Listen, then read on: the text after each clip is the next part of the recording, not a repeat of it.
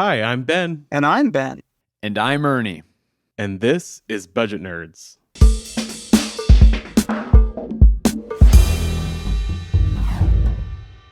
What was all in your mind?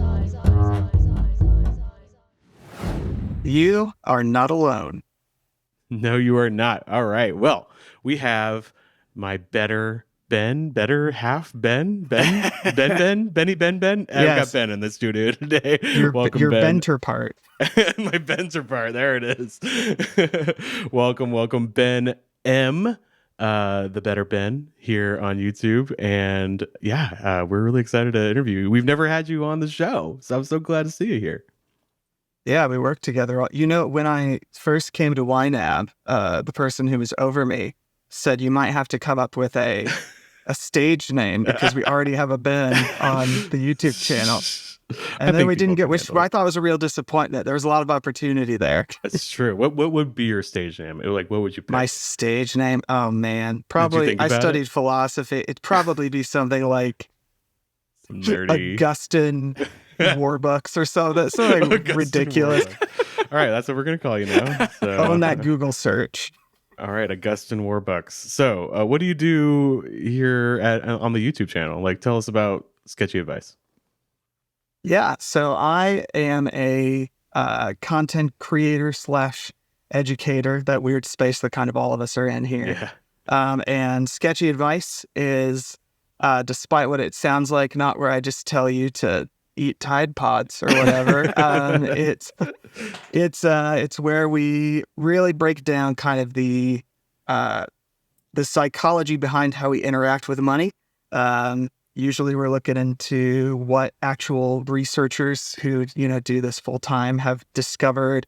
And usually we have lots of little sketches throughout, which is where the name comes from. But yeah, it's all, I think my tagline is, money is weird, your brain is weird, figure out how to make them get along. Oh, nice. I never heard the tagline. I love that. That's great. Yeah, Ben's our brains, right? He is the brains. I mean, I watch those videos and I'm like, my brain hurts. I need to go take a 30-minute break and, recharge. But it's fantastic. So we wanted to have you on and just talk through some of our favorite episodes that you've created and also hear from you. Like, what are some of the studies that really stood out to you? What are some of your favorites? But first, I want to hear your YNAB story. The community wants to hear it as well. Give us pre-YNAB Ben, what brought you to YNAB, current YNAB Ben, whatever you want to say. Okay. Well, pre-YNAB Ben is a bit of a train wreck. I've always been predisposed to kind of the mentality of like, if this is going to stress me out too much, I'm just going to leave it alone and hope it goes away. Essentially, tend to be very avoidant if I'm not being intentional. So for my whole adolescence and all of college, that was me. I don't think I even looked at what was in my bank account. I just kind of rolled with things. There were various my mom called me Mr. Magoo, which is a reference. It's before my time, but because I would keep narrowly escaping unfortunate financial situations, I'd get right to the very brink of what my bank account had and then get money somehow. You had luck 100. Very not disciplined or had any awareness at all. But when I graduated college, I met my now wife, Maddie, and that was kind of the impetus for me to go, I should figure this out because now, someone else is going to be riding this roller coaster with me. So we should make sure it has seatbelts and has all the track there and everything.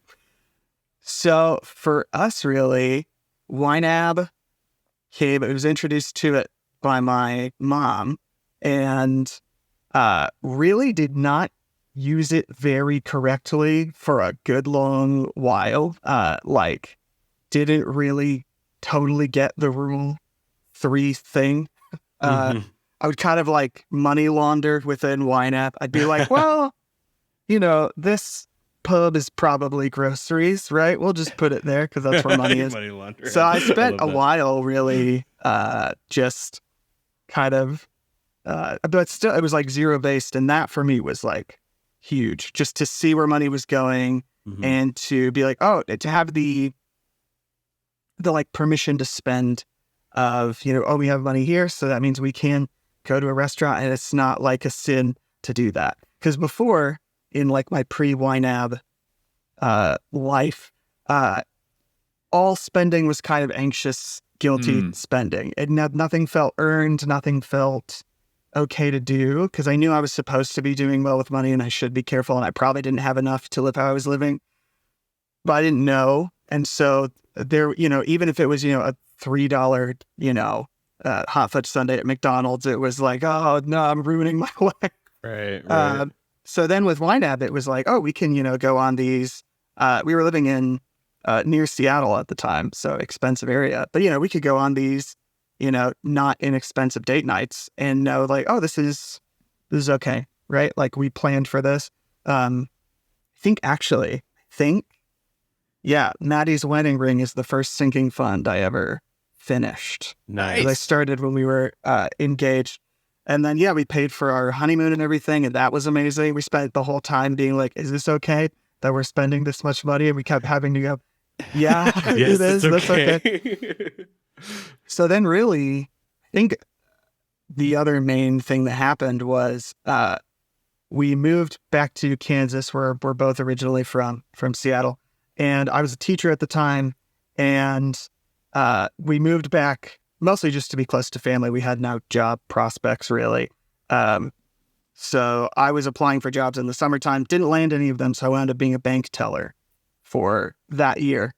And man, watching all kinds of people manage their money or not manage it, because we had, fat cat rich guys, coming who own like architecture companies, things like that.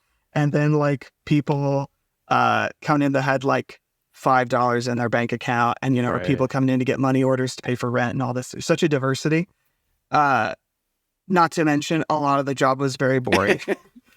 Meant I really spent a lot of time then diving into like reflecting on personal finance, and got really into that whole sphere with YNAB and with other personal finance people out there. I got so into it that I wrote a curriculum for my brother, who's 5 years younger than me, for how he should manage money. Nice. And that wound up being submitted with my YNAB application when I came to work here. It was like, I did this in my free time one time. A curriculum my for your job was. brother. So I've never heard of yeah, that. so I think Dude, yeah, it was called that. I didn't know you did that. I think it was Your Journey to Financial Gratitude is what I called it. It had like such a good memes name. and stuff. It was a whole it was very how do you do, fellow kids, I think. Right. But yeah, I think I've always been really interested in not just like the numbers of money. That stuff has always been kind of a turnoff to me, but the like, why do we do, why did I go for so long just kind of guessing and worrying about money, and that's all I ever did. Right. And so I think that then kind of naturally led me into the role I'm at here at YNAB, where that's primarily what I think about and talk to people about. So I can see why you have this interest in the psychology of money, because it sounds like for you, like before YNAB, you were anxious about all your spending, and after you actually felt like you could spend more, not less, on the things you enjoy without feeling stressed. And that's like a counterintuitive psychological thing going on, right? It's really cool. Well, it was so interesting, living in Washington, which is such an expensive area where we were at. It was so interesting because we weren't making like a ton of money. We were both working pretty relatively low paying jobs, but we were also, dink. So kind of balanced out. But, our apartment in Kirkland was 400 square feet with no kitchen, concrete floors, $1,300 a month in 2016. Wow. Yeah. Which is less than my mortgage now, or more than my mortgage now for the house that I live in the Midwest. And it was interesting living in that environment because I saw so many other people who, from my vantage point, had so many more, were doing so much better than me income-wise, but felt so differently than we felt. We felt pretty chill about money after we kind of got on the YNAB train.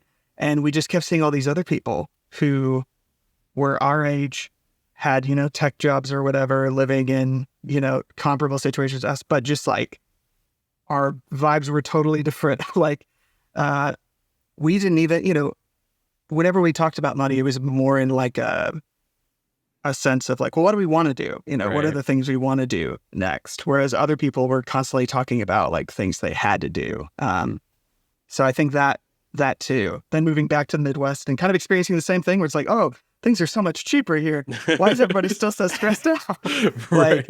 Which is a complex issue, but I think it speaks to that it's how well you're doing with money doesn't, reduce down to how much you're making or even how much you're spending or what your expenses are. It's a bunch of things all taken together. And a big part of that, I think, is your mindset. Not in like a woo-woo way, but just like, how do you approach your money? How do you plan with your money? And then how do you interact with it as you follow through with that plan? So I think seeing all those different things kind of led me naturally to wanting to learn more about why we interact with money the way we do. Yeah. Super interesting. Love that. Your story of how you, of sending that curriculum with your resume to YNAB, like that sounds a lot like me because I also had a boring job and I was spending way too much time on the YNAB subreddit helping people.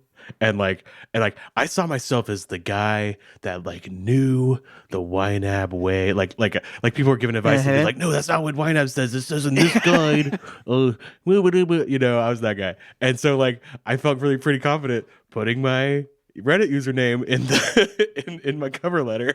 That's awesome. Be like, look, I've been doing this. I was actively giving wrong advice on the YNAB support forum back in the day. I was like, this is how I do YNAB. And people were like, that's really not how you're supposed to do it. And I was like, well, what you need to understand is I'm 26, so I'm pretty sure I know what I'm doing. Oh, man. So there. Yeah, I love it. Oh, man. Yeah. All right. Well, should we get into some episodes that you've done and talk about them? Let me go through the catalog. This feels like those, you've seen those like GQ interviews where they ask actors to like break down their most iconic roles. Yeah, that's this exactly is as close. What this is. This is as close as I'm ever going to get to that. Never say never, man. You never know how life's going to go, right? I guess. Well, all right, Ernie, what's your I'll go ahead and episode? start. So my first is, I have two of them, is the Buy That Latte. Buy many small pleasures instead of a few big ones. Now, I'm going to butcher the research here, but the idea is studies may suggest that's fine that all these little purchases keep us happier than saving up and having one big purchase all at once, right? Right. So the idea there is that it's whether this is a bug or a feature of being human, that's a lot of psychology, is everything is kind of a bug and feature at the same time, is that humans are very good at adapting. There's a very famous study, and I wish I could remember who did it, that tracked, it gets quoted all the time in like happiness research, of comparing like people who just won the lottery to people who had recently become, I believe, paraplegic through like an accident, paraplegic or quadriplegic. And they basically tracked their happiness over time. And what they found is that the people who win the lottery and the people who are who'd recently suffered a major life-changing injury, they even out. They eventually come to reporting roughly the same amount of happiness because and there's a lot of nuance there, but generally speaking, we're good at adapting to whatever situation we're in. So if you get, if you were like just having a Bud Light every night and watching Netflix, but now you got to have like $200 scotch and I don't know very rich people do for entertainment, something Rich like that, people then stuff. then like certain things start downgrading, right? Like Right. certain things start. It's like when you're in like your early 20s and you can kind of put up with anything. Like you'll sleep on the couch, you'll sleep on the floor, Right, whatever. right. But then when you like, I'm starting to discover this. When you get to like your 30s, I'm sure it only gets worse. You're like, no, man. No, I need to that's like, not okay. I need to bring my own pillow. I need to have things away. So the thing is we're good at adapting to things. And so the thing about most big purchases can like have a like sustaining quality of life bump. Like if you're going from, a teeny tiny apartment to like a house that better suits your family, that's probably going to like sustain over time. But the thing is pretty much any purchase you make, you're going to adapt to, because after a while it just becomes normal. The house you live in or the car you drive or the toys you have or whatever it is, it all just becomes your normal life. Whereas, so one of the things they found then is that the best thing you can do for your happiness is do something consistently that makes you happy. Consistency beats intensity. So for me, the example is always, I used to get coffee with two of my brothers-in-law every Wednesday, and we would just catch up and chat. And that was like a highlight of my week. And it cost me like $4 or $5 to do that, right? Versus I've taken all kinds of trips, and those trips are great. But, they're very intense for a period of time, and then they're just memories from there. And so this kind of has two sides to it. One is like, it's like the lattes are always the things that personal finance people are, deriding. Right. They've got a smear campaign. If you stop spending $4 on a latte, espresso, you could retire tomorrow. And yeah, Right. exactly. You could buy a house if you weren't going to restaurants. So there's that. There's this idea of like, this isn't going to make you happy. What's going to make you happy is like having $1 billion in your 401k or whatever. And there's a discussion to be had, but this research suggests we're kind of downplaying the actual benefits of those little joys where we do that.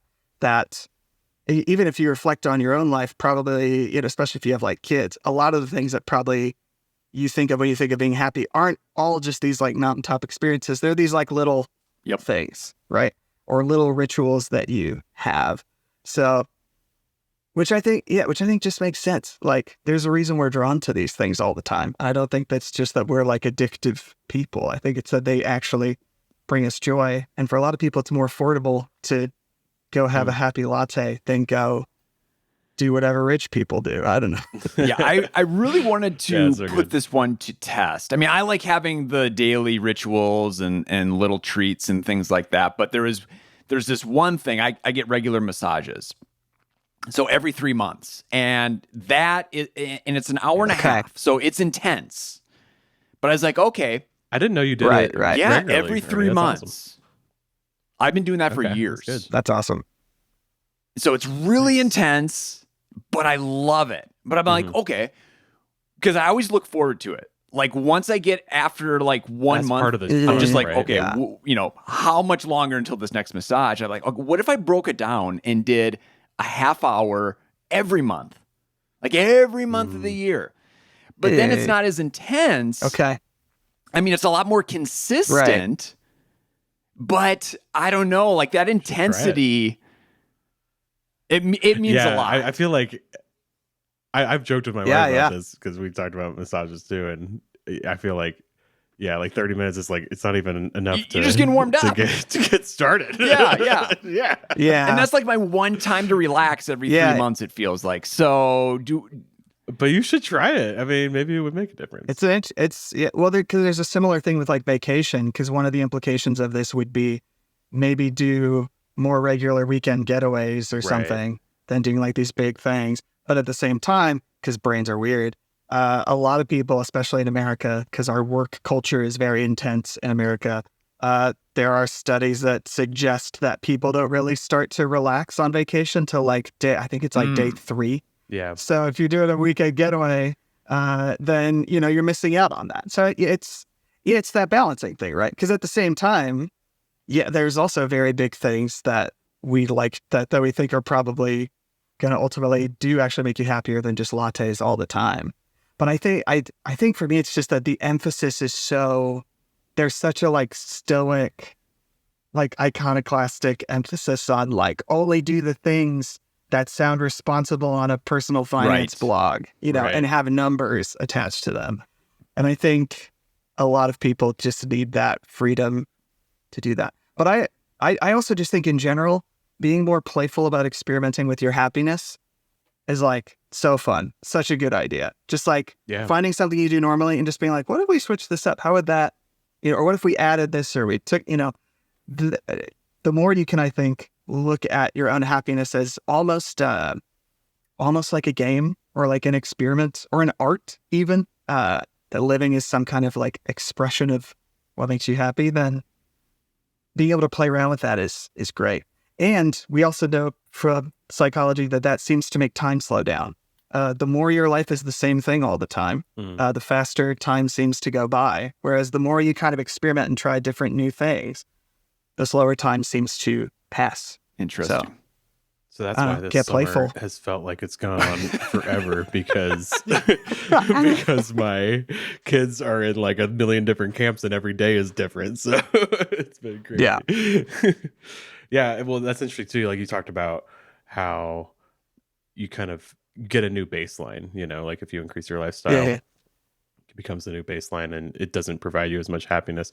But I find with YNAB, you can do those experiments, or even if you have to, like if you have to go like reduce your lifestyle a little bit because you lost a job or you're going after a big goal. I've experienced this a lot.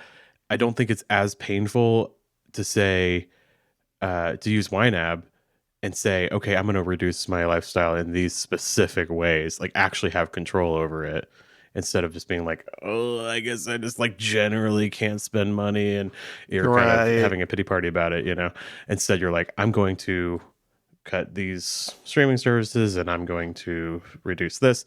And you make choices, so you have more control and you have more power, I think.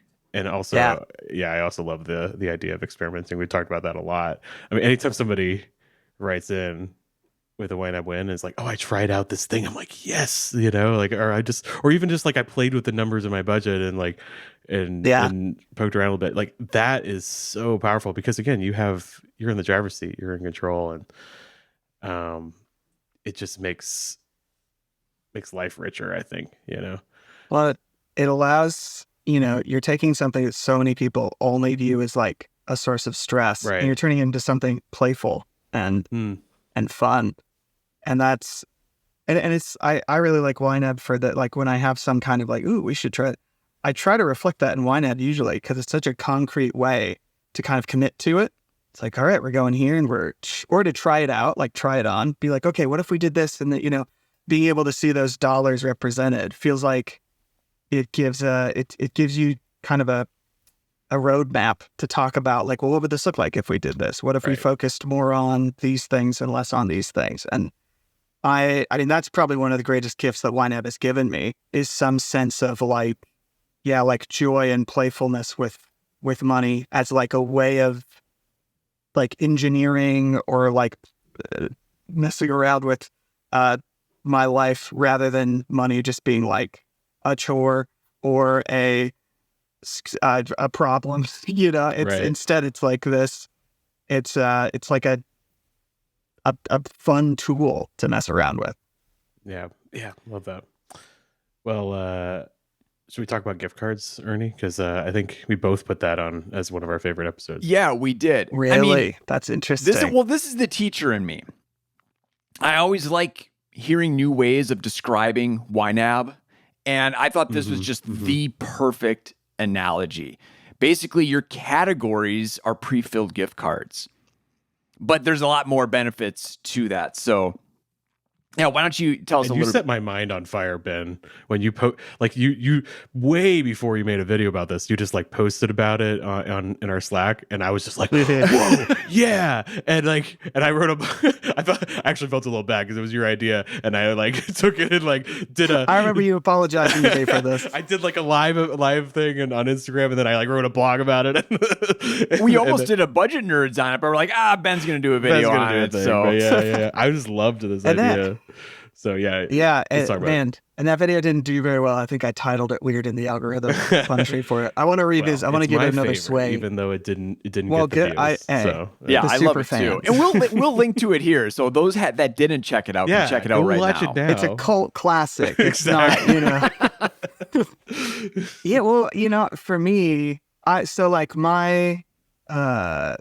my poison, like my two poisons are like board games and craft beer, which I'm sure people looking at me go, correct. But Sounds about right. you look exactly like a person who would say both of those things. By the way, So- BenM is a great dungeon master. I don't know if we should call you a dungeon master. yeah. You won't do D&D, but he introduced me to tabletop RPGs, and That's right. I did the first one I ever did was with you, and I love it, and I'm like in a D&D group now, having the best time. So Yeah. thanks for But that. I'll tell you what, if you're looking for a cheap hobby and you're a creative person, can't get any better. You just than get together tabletop and tell a RPG. story with You your can friends. spend as much money as you can spend a lot of money. You can spend But a lot of money. you can also buy a PDF and some dice and you're good to go. Yeah, my DM Anyway. shows up with like a hockey bag full of stuff that he's bought. Yeah. you know? Really, oh man. But Yeah, I've spent so much money on dice, but that is my choice. it can be cheap because it's all can be, theater yeah. of the mind, right? So That's right. there you go. But lifestyle creep, man. Yeah, so the thing is it's so funny how quickly your perspective on spending changes when just like one thing changes.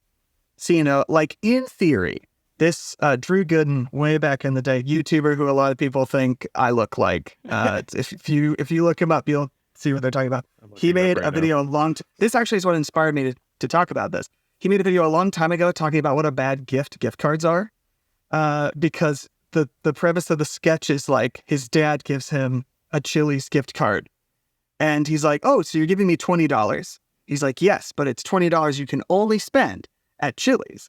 And he's like, "So it's like $20 but worse?" And he's like, "Yeah."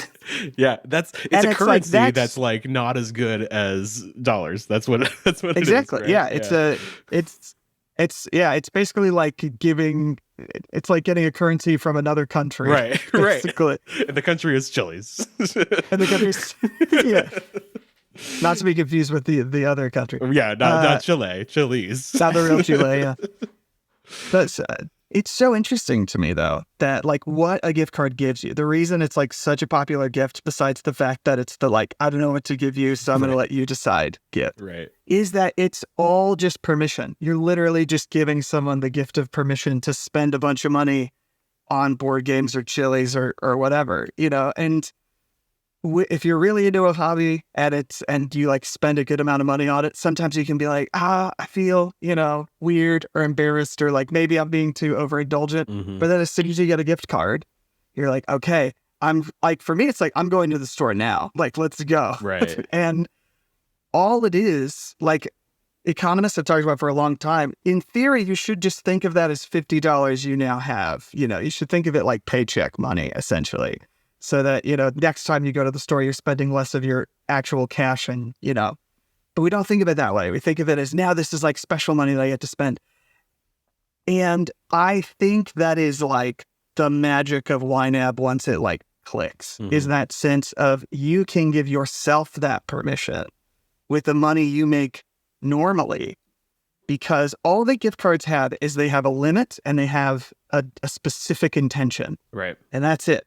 It's just like, you can only spend this here, so you don't have to worry about whether you're going to put it in your 401k. I'm not going to put my Chili's gift card in my 401k. And also, like, I know exactly how much I'm supposed to spend, or like I can spend before I start to dip into other things. And that's just YNAB. That's just a category, right? Except that you can make it. You can make yourself a big fat board games gift card right now, and you don't have to wait for anybody to give it to you. And that's just as valid as like being given a gift card. I don't know, because yeah, once you think about like how it feels to spend a gift card versus spending cash, you just realize how stressful spending cash is. Right. Because it has too many possibilities. There's too many things you can do with it. And so much of YNAB is just that reflection of, well, what do I want my money to do? How much do I want it to do? And then like having that in front of you gives you that same just kind of freedom to spend as if you're spending on a gift card. Yeah. I love gift cards. I suffer from decision fatigue, like so many decisions. And maybe that's the 45-year-old dad in me. Like it totally is. But like so many decisions. Give me a gift card. Okay, maybe Chili's is not my favorite place to eat, but you know what? I don't have to decide where we're going to eat. Now I can go there. That's super easy. Now I just have to decide what am I going to get on the Chili's menu, and that's a lot easier to do. So, and then with YNAB, it's like I'm telling my money what to do before I start spending it. So when there is a financial decision to be made, I don't have to like think through all this other stuff. I've already thought through it. I can just look at where my money's currently allocated and maybe move some things around, make a decision. It's easy. Yeah, when you give somebody a gift card, you're giving them instant clarity, right? They know what it's for and where you're going to spend it, right? You're giving them a spending limit, and you're also giving them permission, like you said. You're giving them guilt-free spending, you know? Like you ever give somebody have you ever gotten like cash or given somebody cash and you're like, now be sure you spend this on something fun, you know, right? And because you know you're giving it to that person who's super responsible and they're gonna, you know, it's like no, but if you give them a gift card, it's like, well, I just took the choice away from you. You have to spend it on something. Yeah, fun, do it, right? Yeah, and I think that's why it's so popular. But it's also the problem with gift cards is they aren't flexible, right? No. Sometimes. Tell me in the comments if any of y'all do this. I do this all the time where like I'll get a gift card and I'll like convert it into personal spending in YNAB. Yes. You ever do this? It's like yes. Like I'll get like here's the thing. Like our health insurance at YNAB like rewards you for like working out or something. Yep. And we'll get a gift card and you can like choose where the gift card is. I'll get a Kroger gift card. I'll get a gift card to groceries. So I'll spend it on groceries and then I'll move the grocery money from the groceries category to my personal spending. So I'll convert the gift card into cash so I can use it however I want.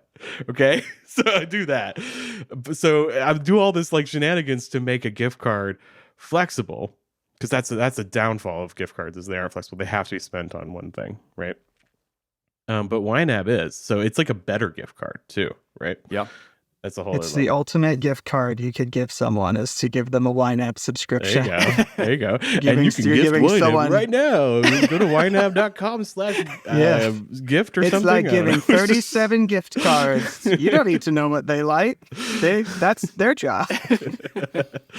Exactly. Yeah. So I just loved this episode. Like I said, it lit my brain on fire, because it is so true. It's all the benefits of a gift card: permission to spend, clarity, spending limits, but also none of the downsides because it's flexible. You can change your mind and put it into a new gift card, a new category, right?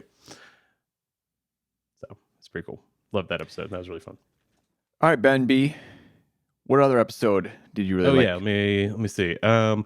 I'm really glad we're talking about this now because you put something related to this in Slack recently, or like this morning.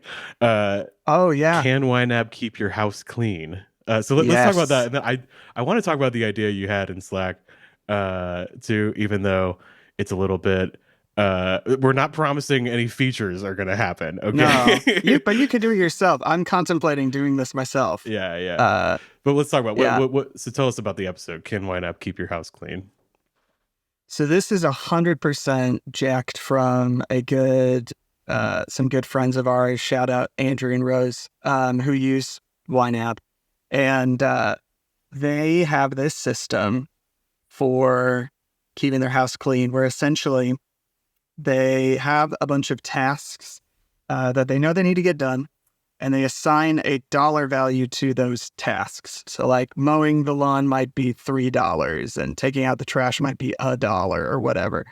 And they put a certain amount of money for each of them into a category as like a holding tank. And then every time you do some tasks that earn money, you just move that money from one category to another. So basically you're freeing up fun money. You're like setting this aside as incentive to do chores or projects or whatever. And then you unlock access to that money by doing it. But my favorite part, and this is the part where like my friend Andrew like always leans in for this part. He's like, but here's the thing. Here's the thing. The thing is that the category doesn't roll, you don't roll over the amount. Mm-hmm. So there's not more money available next month. You just fill it back up to the top thing. Yeah. So, which is clever because it gets into our loss aversion, where like we really hate losing things. If you don't, do enough to like empty that category, then you've just left money on the table for that month.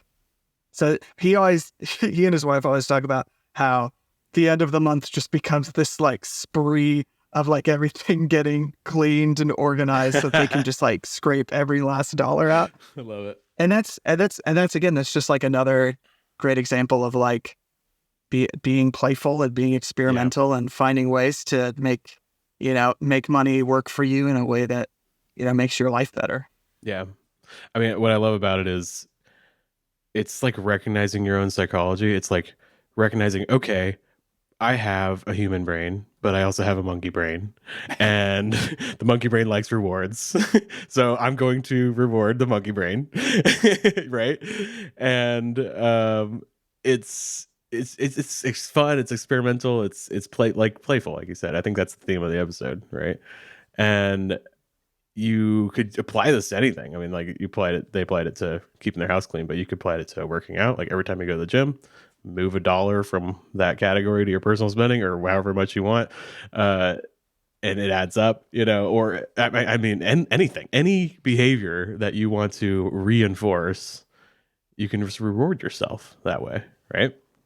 It's pretty fun. And there's a flip side. I like this better than there's a YouTuber named Thomas Frank. I think he's very popular. He's like a big productivity guy.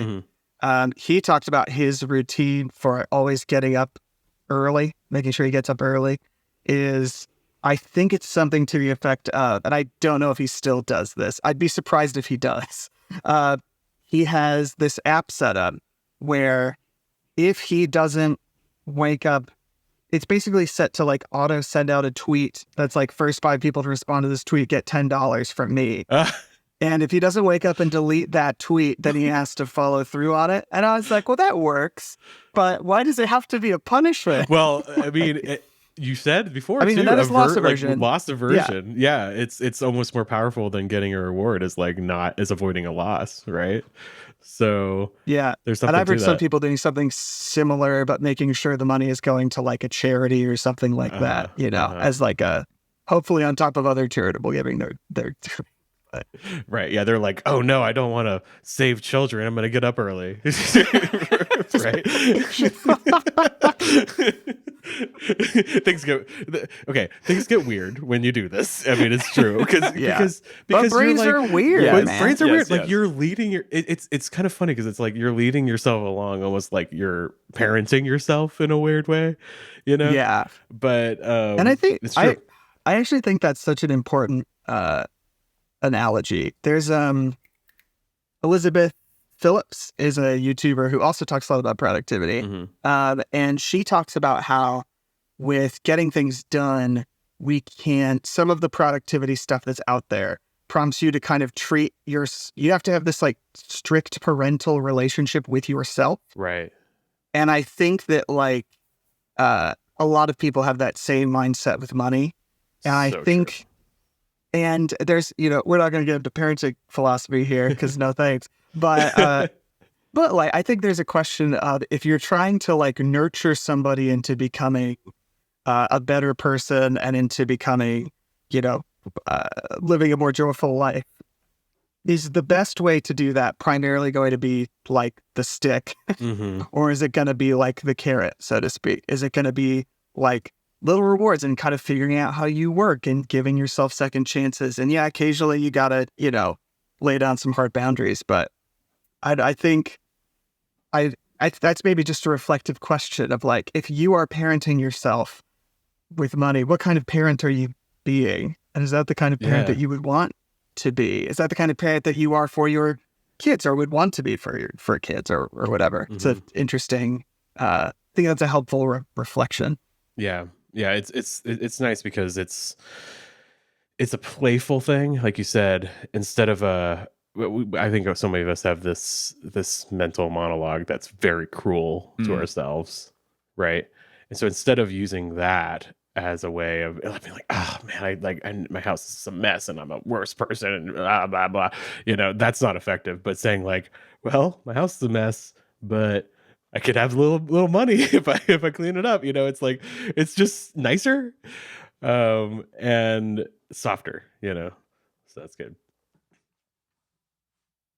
All right. Well, should we talk about the out of pocket idea I had this morning? Yes. All right. Let me set it up. So yeah, because I haven't seen this post yet. Okay, so we have a channel. Okay, you're objective third party. Okay. So we have a channel in Slack called "This Might Be a Bad Idea," which is the best title. And I post there a lot. Yeah, you do post there a lot. I have a lot of quantumly bad ideas. Well, you're a wonderer, Ben. You're like isn't that right? You're like a wonder guy. That's right. Yeah. Very so like Enneagram 5, wing 4. You're like, what if the world is different? And I'm like, oh yeah. Philosophy major. Yeah, over here. Well, so this might be a bad idea. That channel is just basically where we at YNAB go to share our ideas or like beg the product team to what if fix YNAB was problem. orange? Yeah, exactly. So it's just it's just like and it doesn't have to be like super put together. It's just like like what if we did this and just put it in there casual. And sometimes like have a chat. There is actual product ideas that come about because of that, or it affects the way we build the product or not necessarily the product, but like processes in our company and things like that too. So you posted in this related to this episode. So I wanted to talk about that. What did you say? You want me to read it? Maybe you should read it since you wrote it. Yeah, go ahead and read it and I'll see if I have to explain it. Okay. It said, what if YNAB could pay you for checking in or entering a transaction manually? You could put some money in a special category, and every time you do one of these things you're trying to reward, YNAB will automatically move a chunk from that category to your fund money. Have a cute little animation to go with it. If using YNAB regularly is as important to your financial well-being as we think it is, you might as well pay yourself, right? Then you did like a sunglasses smiley face emoji. And you got have emojis 3 people light bulb emoji reactions. I'm gonna add a 4th right now. I haven't seen that yet. That's big traction. Yeah, some traction. Put it on the roadmap. No thread either, but I'm gonna go ahead and go into thread and say, "I love this idea!" Exclamation point. There you go. Now you got some more traction. We're talking about it right now. If somebody sees like the little one reply, like they're more likely to reply, so make it happen. There you go. When you first started reading that, Ben B, I was like, YNAB pays you. I'm like, YNAB the company. Like, no. They're giving you a small fraction of your subscription fee back for doing something. I'm like, airline miles. Interesting. Let's give people airline miles. That could get out of hand pretty darn quick. Pretty that fast. Would motivate, especially that would especially with this audience. Yes, with hilarious. This audience. Oh my goodness! I know. This Can audience you believe it? Oh my gosh! This audience would go ham with it. It would be. They would bankrupt the company. We would go out of business instantly. we would owe them like 12 years of subscription fee within the first month. So good. Yeah, just the people that are watching this video right now would ruin the company right there. Yeah, overpowered. But I just think one of my biggest things with I am. Some people I know are so good at like sticking to a routine and a system and like. It's A, B, C, D, E, like every day. And that's great. And I'm glad that you exist because, the world needs to function. But I've never like successfully been that way. And not for lack of trying. Like I've read Cal Newport and James Clear, like all these people who are like, it's okay. You can just create a script for yourself and follow it. And then you'll lose 20 pounds and look 10 years younger. And there you go. But like Elizabeth Phillips, who I referenced earlier, talks about this idea of like the chaotic, passionate individual, which I heard her talk about that, I was like, there it is. I found it. I like to go with like the ebb and flow of things, which is great for creative work because it means I am like thinking outside the box and experimental and going where like my energy is. But for YNAB, like YNAB does, I think, benefit a lot from being really consistent with it. And there are times where like I'm just so, I'm doing other stuff and I just like don't even think to like check in. And then I have that thing where I have to approve like 27 transactions and it's like, So there's part of me. So I was thinking about this idea because I was like, because right now I'm trying to scrape together some fun money to buy quite a expensive board game is what motivated this. That's often what motivates the big these box, kind of right? thought experiments. Yeah. And I was like, well, it would be interesting if like, I have my fun money, but then there's this little reservoir. And like every time I go to YNAB and do the thing, it's like, oh, here's a little dollar, just popping over there or whatever, $2 or something. And I know, especially if you were starting out, I wonder if that would be, because it's just getting the routine, getting like the habit, right? Of like, oh, I check this and this, because that like check-in is so orienting, I think. It's like, so it's like 3 minutes, like approve these things. Okay, this is where everything's at. Oh, I need to, remember that when I go to the store today, whatever. That's such an orienting thing. And when I don't do that, I feel the difference, of like, oh, I don't really quite know what's going on right now. So yeah, for me, it's like, I wonder if I could just put a little more motivation and also give myself some more fun money. Right.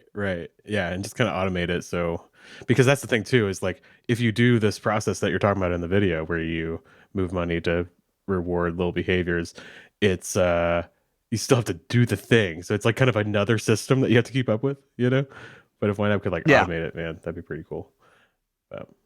That'd be crazy. It won't happen. Sorry, guys. I mean, but you could do it yourself. Setting expectations. I think I've heard about people Yes. who You can have, do it yourself. created a little slush very fund, and easy when to they do do. something YNAB related, they move it to their fun money category. Yeah. I mean, it might happen. Or but it won't happen. I've also read about people who do the opposite with bad habits. They have a category for a bad habit. And when they spend on that, they have to pull from that category, but there's no money in that category. So it goes red. So they have to and then you have to move money from somewhere else. Which is again, that's, back to kind of the carrot and the stick conversation. Right. But because that's one of the things that YNAB is so good at is it makes everything so much more concrete. Yeah. Because it's one thing when I'm like, oh, I'm buying whatever the bad habit is. I spent $12 on this. Shoot. But it's different to be like, okay, now I have $12 less in, my dining out money or my fun trip money or whatever, feeling that sense of like, oh, I just chose this over this kind of. That's not great. Our brains I'd are rather not not good do at that. assessing long-term risk, like, these behaviors that we don't want to do because long-term they will harm us. So you're making the pain happen now instead of like way in the future vaguely. And that's more motivating because it's more immediate, Yeah, there's a lot of people talk about like one of the things about the economy now is we don't feel like the pain of money anymore because we don't pay in cash very often. And like digital money doesn't feel the same as like handing over a physical resource. Right. And the thing that I always think about is like, YNAB, I don't know if it's so much pain, but it's like tension. You feel like the give and like push and pull. And sometimes that is painful. Sometimes it's like, oh man, it's like a bummer. Wish I didn't do that, or wish I didn't have to do that. But I think a lot of it is just like, okay, you're feeling that sense of like, I can't do everything. Right. I can't have my cake and eat it too. So like, what am I going to give on, and what am I going to pull from? Yeah, that's what and I think one's that's all really about, really. It's feeling that tension, because it's real. Like adjacent to that idea of pain, but I think it's a little softer than just like, I'm losing money. Yeah, it's not like hitting yourself, It's more constructive, it's more specific. Well, because your priorities come out. That's what it's really all about. You figure out what you want out of life, which is such a valuable thing to know, So BenM, it's been a fantastic conversation. Thank you for coming on Budget Nerds. And folks, if you haven't checked out Sketchy Advice, be sure you go on to the YouTube, the YNAB channel, and check out some of his videos. But if you're going to be at FanFest, you get a chance to meet BenM there as well. So That's right. That's right. He'll be there. That's right. We'll Be all be walking there. around with a microphone. might ask you a fun question. Love it. All right, friends. Thanks again for chiming in for another episode. We'll be back in 2 weeks. And until then, happy YNABing. Happy YNABing.